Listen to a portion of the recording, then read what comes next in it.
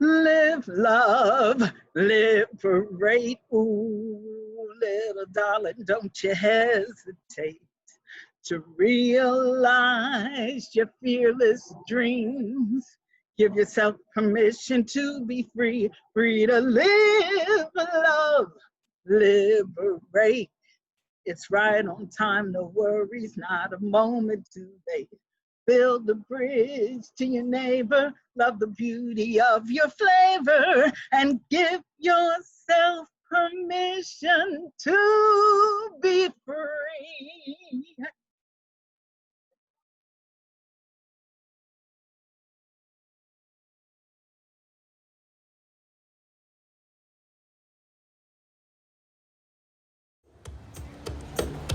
I want to be Nikki Giovanni bad, ego tripping to my own magnificence, captured by a poem and taken to all the places that I want to go, and Maya Angelou good.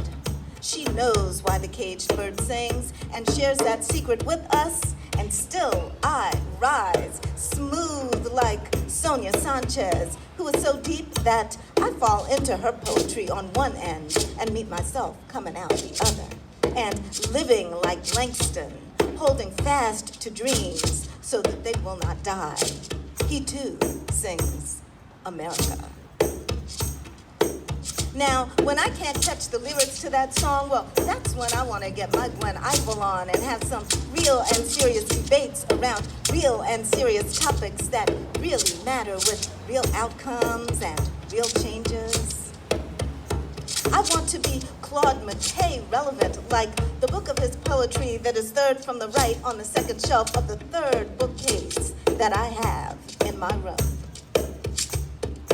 I want to be a word warrior like Toni Morrison, singing songs of Solomon with the bluest eye, beloved author, educator, activist, and Nobel Peace Prize winner, while staying true to self.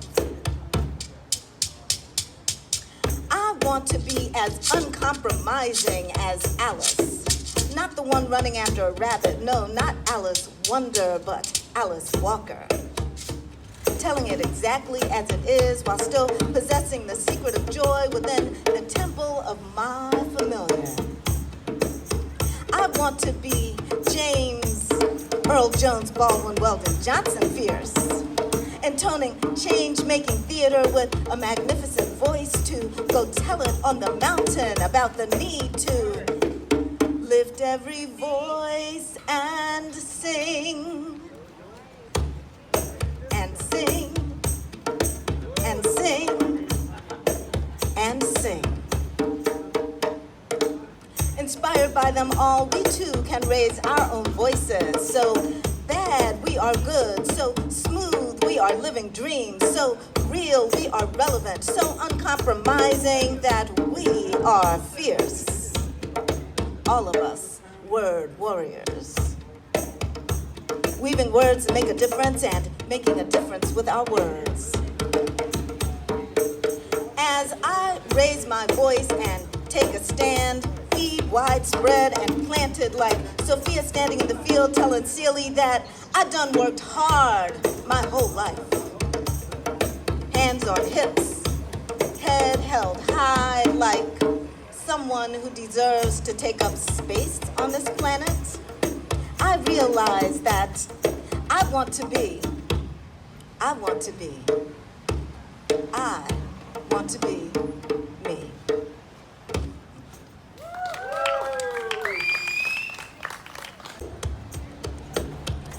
want to be Nikki Giovanni bad, ego tripping to my own magnificence, captured by a poem and taken to all the places that I want to go, and Maya Angelou good. She knows why the caged bird sings and shares that secret with us, and still I rise, smooth like Sonia Sanchez, who is so deep that I fall into her poetry on one end and meet myself coming out the other. And living like Langston, holding fast to dreams so that they will not die. He too sings America. Now, when I can't catch the lyrics to that song, well, that's when I want to get my Gwen Ivel on and have some real and serious debates around real and serious topics that really matter with real outcomes and real changes. I want to be Claude McKay relevant, like the book of his poetry that is third from the right on the second shelf of the third bookcase that I have in my room. I want to be a word warrior like Toni Morrison, singing songs of Solomon with the bluest eye, beloved author, educator, activist, and Nobel Peace Prize winner while staying true to self. I want to be as uncompromising as Alice, not the one running after a rabbit, no, not Alice Wonder, but Alice Walker, telling it exactly as it is while still possessing the secret of joy within the temple of my familiar. I want to be James Earl Jones Baldwin Weldon Johnson Fierce, intoning change-making theater with a magnificent voice to go tell it on the mountain about the need to lift every voice and sing. And sing, and sing, and sing. Inspired by them all, we too can raise our own voices. So bad, we are good. So smooth, we are living dreams. So real, we are relevant. So uncompromising that we are fierce. All of us, word warriors. Weaving words that make a difference and making a difference with our words. As I raise my voice and take a stand, feed widespread and planted like Sophia standing in the field telling Celie that I done worked hard my whole life. Hands on hips, head held high like someone who deserves to take up space on this planet. I realize that I want to be me.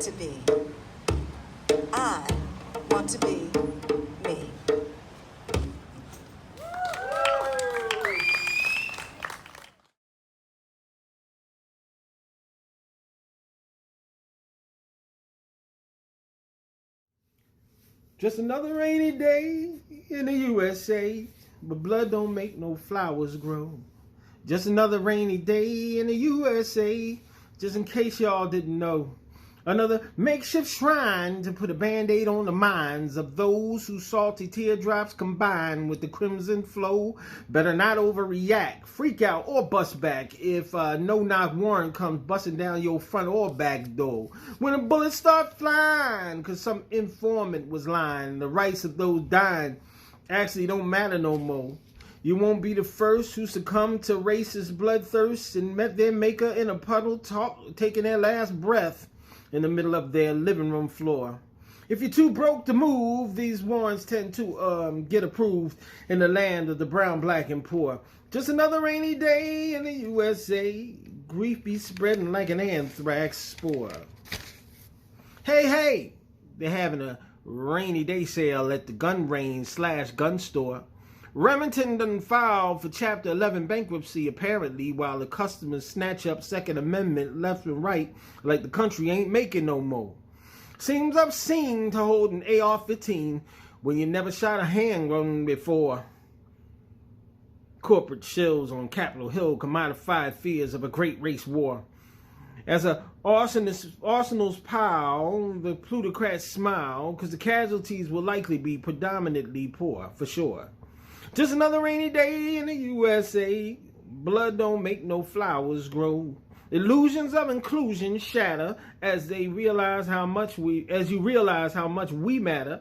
And historically, we actually mattered less to some before. And they wondered why this generation had decided to not to tolerate your Confederate permanent reminders anymore, waving flags like the other side won the Civil War.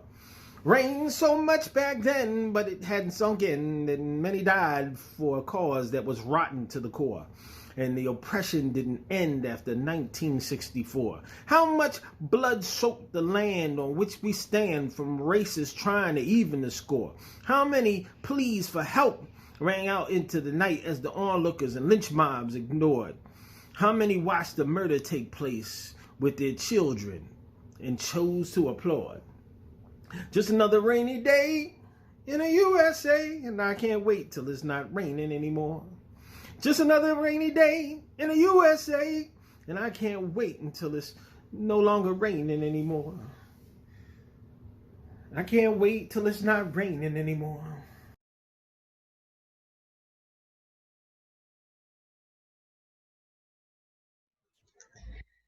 The Bridge PHL is just one of the greatest joys of my life. It is and continues to be just total honor to meet and work with the many wonderful artists that come to be a part of our festival and our other events. And I remember when we first were starting the Bridge PHL in 2014, and Meryl Lynn Brown, one of our co-founders, said, okay, we want to confront racism, but what else? It has to be about that healing connection. And so that's how we came to our mission, which is to foster healing connections between diverse communities through powerful acts of theater. And that's what we believe. We believe in the power of the narrative to foster healing connections. And it's just a real honor to be a part of it.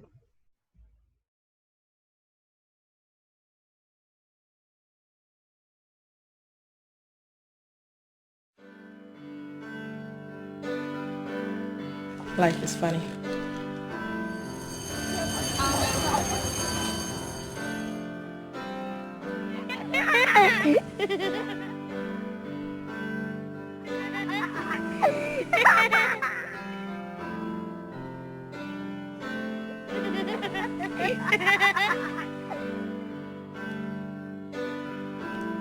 Takes me back. Takes me back to the playground where grass tickles the toes and hands touch clean sand in sandboxes. Mother's snacks in a diaper bag that I was too old for, but I didn't care. My mama loved me as she watched me play, living and loving life. The sun beats down on me, just like she would if I didn't come a-running by the second time she called my name, but I was too busy. Too busy bobbing on seesaws, swinging on swings, and whirling on the big toy thing that had you spinning in circles for hours. And as your mind vomits from being dizzy, you stand up and you do it again, because you subconsciously love the feeling. Takes me back. Takes me back where grass tickles the toes in a playground where I was once safe. People looked out for me then, blanketed my fears with a palette of comfort and joy. But times have changed. I dread life because it's no longer a game. Dwelling in a world where societal norms seesaw, tossing emotions back and forth and battling my credibility by the fickle standards of this nation. Yet still being judged because being black and swinging both ways is taboo. Strike two. Whirling around in a sea of confusion, I am the future. I want to go back. Back to a time where my only concern was touching clean sand in sandboxes, where grass tickles the toes, lulling me into serenity as I play, in eating mother's snacks, placed in a diaper bag that I was too old for, but I didn't care. I saw how much my mama loved me as she watched me play, living and loving life.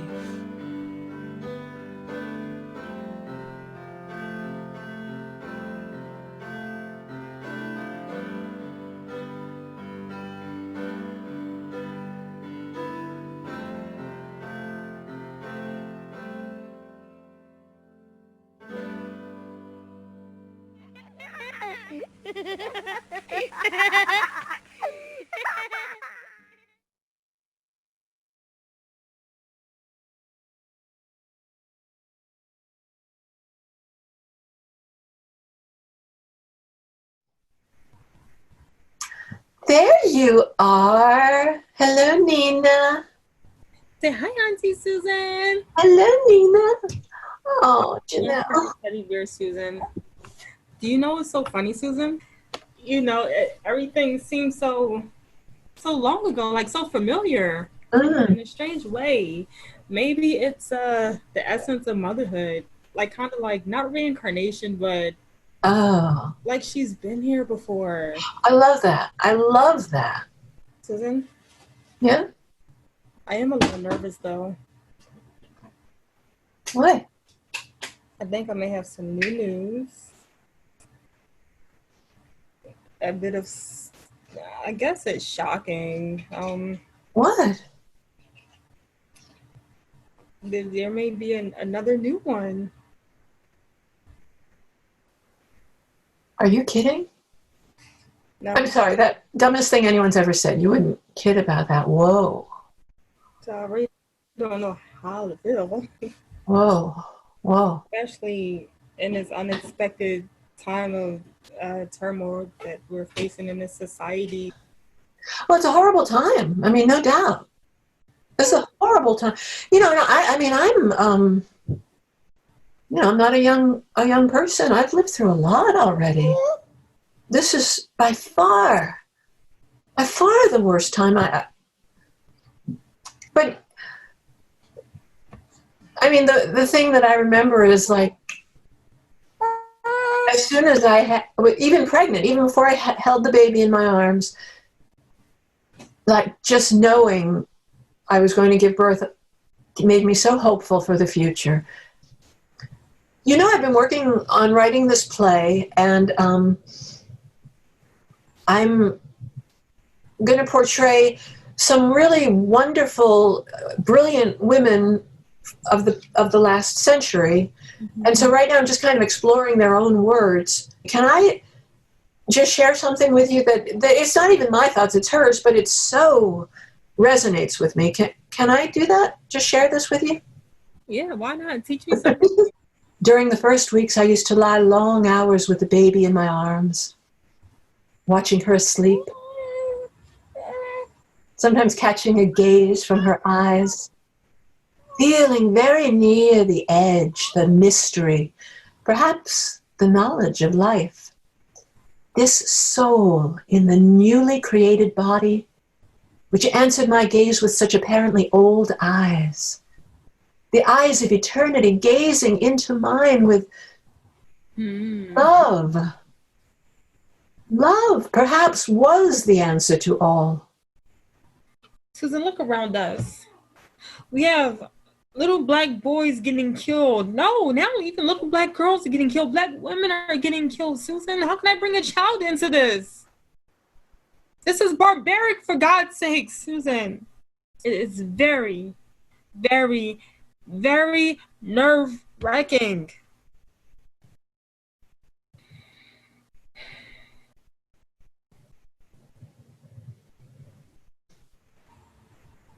I just want to support you. I know you have a really big decision to make here. And I hope you understand anything I'm saying is just like I'm sharing how I feel. If it's useful, great. If it's not. But I really, truly want to support you in any way I can. And including if you ever need to just tell me to shut up, I'll shut up. I shared it with you because I knew you would have something to share with me that will, that will make me think a little while longer, and that will be encouraging. So, yeah. Okay. Well, I'm going to say goodnight. I can tell she's getting a little fussy. I think she's getting tired. I think so too. I love you guys. We love you too. Well, good night. Good night. Bye.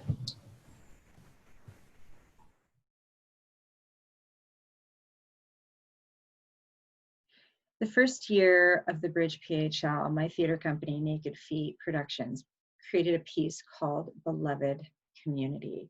And when I think of the Bridge PHL, that is what always comes to mind. A collective of artists speaking truth to power, bearing witness to oppression, and using theater as a vehicle to speak out against racial injustice.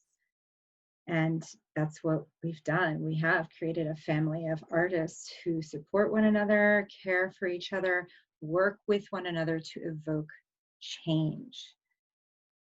And here we are 5 years later, creating this beloved community together. And it's really great to be a part of the Bridge PHL.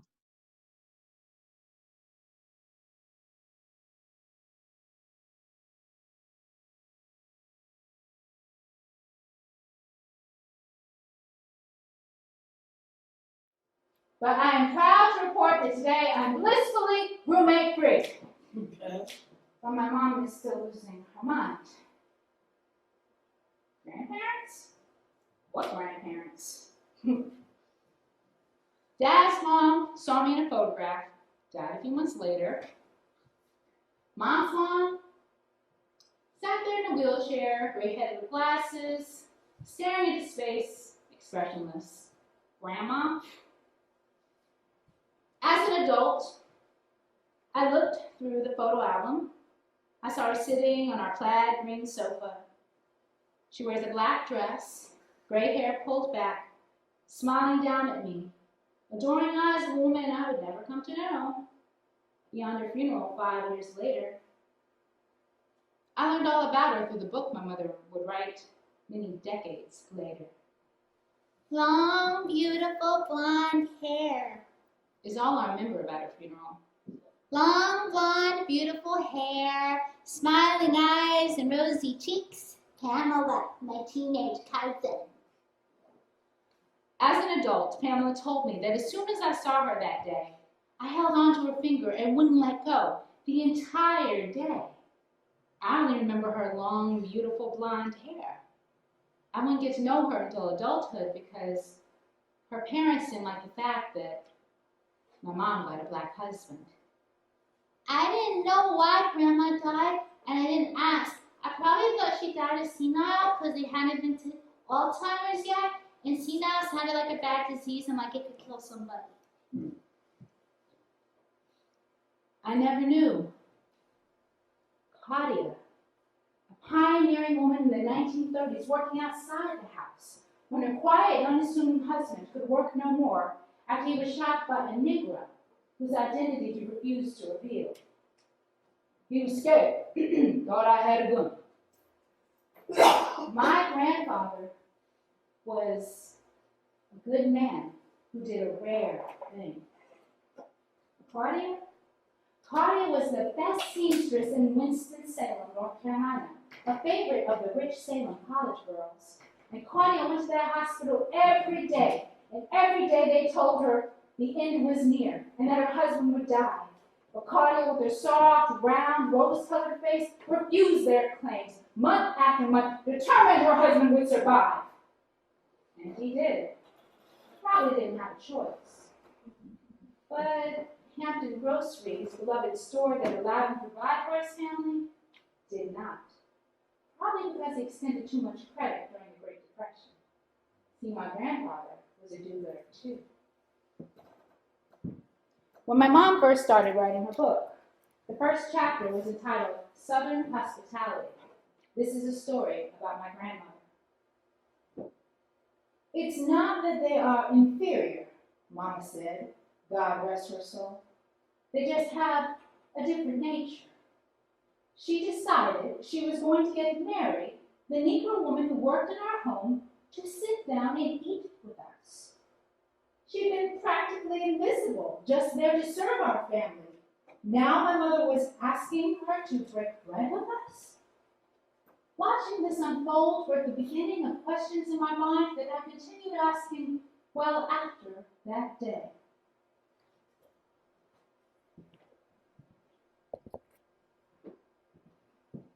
My grandmother Claudia was a strong soul. So is her youngest daughter, Dorothy. Dorothy, aka Pete, loved when Claudia made her fudge C-A-N-D-Y. Sometimes, when her mother happened to be at home, when Pete wasn't left at home with the help without a last name, or one of her much older siblings, those big people way up there, those big people born at the right time because nobody wanted a baby in 1932, the heart of the Great Depression, when nobody could afford anything and people jumped off buildings when they could afford things, and everybody had to save, save, save during the Great Big D. Nobody wanted a baby. And nobody liked growing up believing she was a mistake. And nobody I know likes having a family member with dementia/Alzheimer's who steals part of your loved one and doesn't give them back.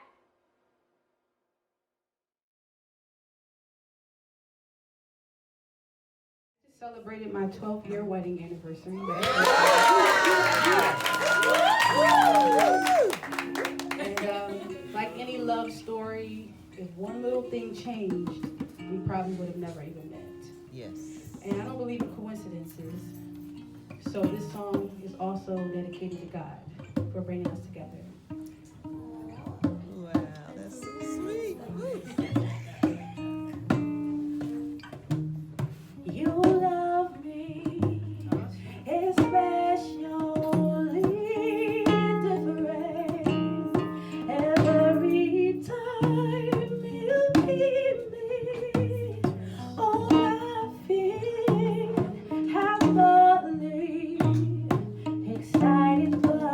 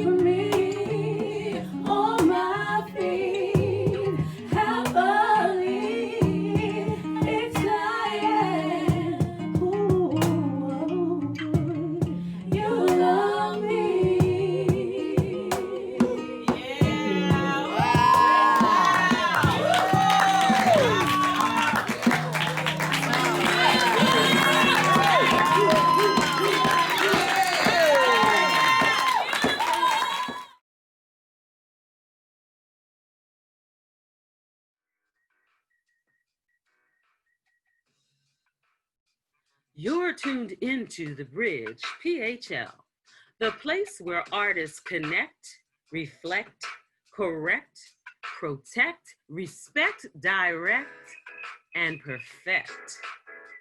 The Bridge PHL, inviting you to live, love, and liberate.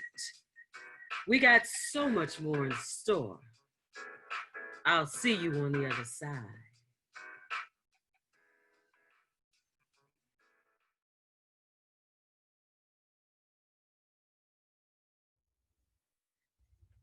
Hello, everyone, and welcome to the Bridge Theater's Festival's first online venture. I know we're used to being at the Rotunda, and we would be there right now, sweating our collective asses off with no air conditioning and just a big fan and having to talk real loud over the giant fan. But this is nice too, because we get to see each other in our natural habitats in our dimly lit apartments where we spend each and every day by ourselves. I'm just kidding. My name is Craig Liggeons, and I'm here to represent Live, Love, Liberate. Or is it Live, Love, Liberate? I mean, I like Live Love, but I usually have to pay extra for that. Live Love. I know some of the people in the audience have already seen the calendar that I have, so Live Love is a big part of my life. And my life, for the most part, is different because we're all living in unprecedented times, you know? Yeah, that's true. And I want to live in precedented times because before all this happened, I watched TV all day. I slept. I got up. I went to work. I came back home and I watched TV all day and I slept.